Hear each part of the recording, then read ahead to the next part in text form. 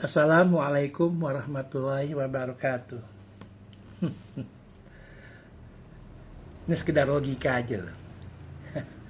Atau sekedar ngomong aja. Kita sebagai rakyat jelata bisa buat apa?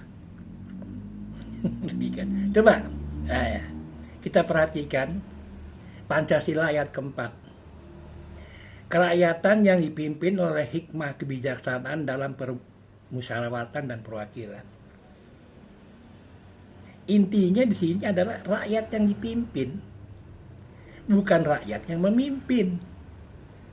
Jadi rakyat tidak punya suara, yang punya suara yang memimpin. Jelas kok, kerakyatan yang dipimpin oleh hikmah kebijaksanaan dalam permusyawaratan dan perwakilan.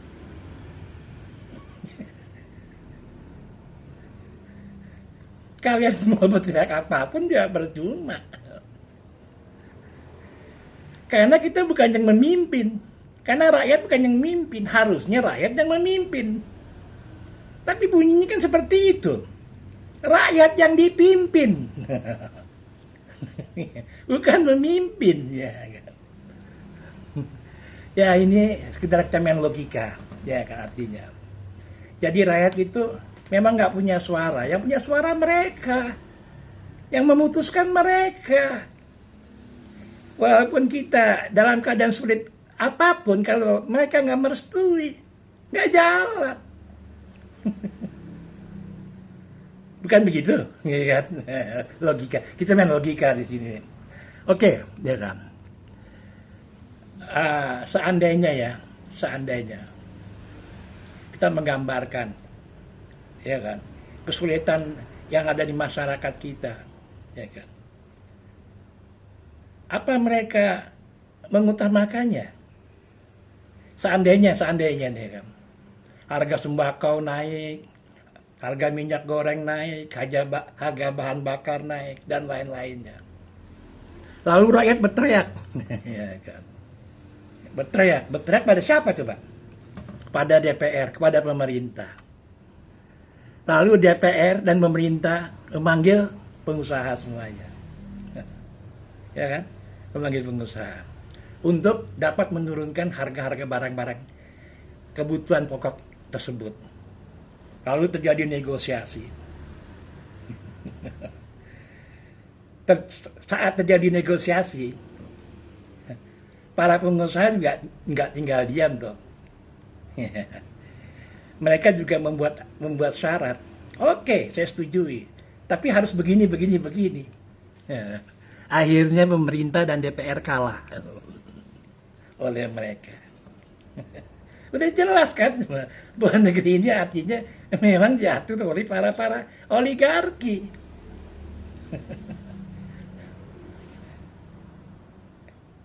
Karena juga apa artinya ya, DPR kita juga cuma pelongo aja juga nggak bisa buat apa-apa. Pemerintah kita juga tertekan. Aku nggak tahu. Aku cuma merasakan sebagai rakyat. Kapan rakyat ini diberi kebahagiaan? Kapan rakyat ini bisa tersenyum?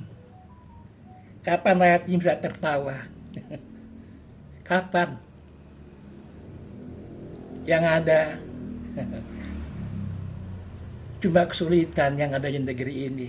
Undang-undang pun dibuat hanya untuk kepentingan mereka, bukan untuk kepentingan rakyat. Wahai negeriku yang indah, yang kaya. Ya kan? Walaupun rakyat ini nggak punya uang, untung negeri ini subur. Rakyat masih bisa makan. Lautannya penuh dengan ikan.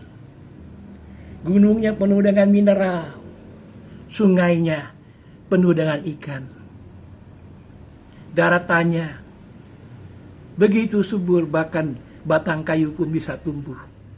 Coba bayangkan, ada di negara Afrika ya, yang ada bagian negara Afrika yang tidak subur. Kalau mereka nggak punya uang, maka rakyatnya tersebut pasti akan mengalami busung lapar. Coba bandingkan dengan negeri kita. Seandainya rakyat Indonesia ini nggak punya uang, masih bisa makan. karena negeri yang subur.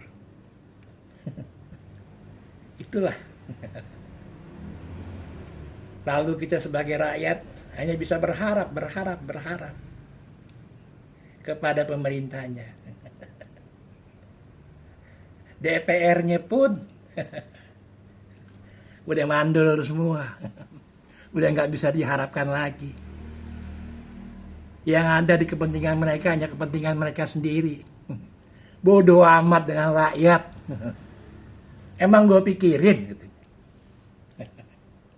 Itulah yang terjadi pada negeri ini. Semoga semuanya ini bisa diatasi. Kesulitan apapun negeri ini, insya Allah kita akan melewati ini semua. Dan semoga juga akan lahir pemimpin-pemimpin yang lebih bijak. Lebih mengerti akan rakyatnya. Ya, harapan saya, berilah kebahagiaan pada rakyatnya.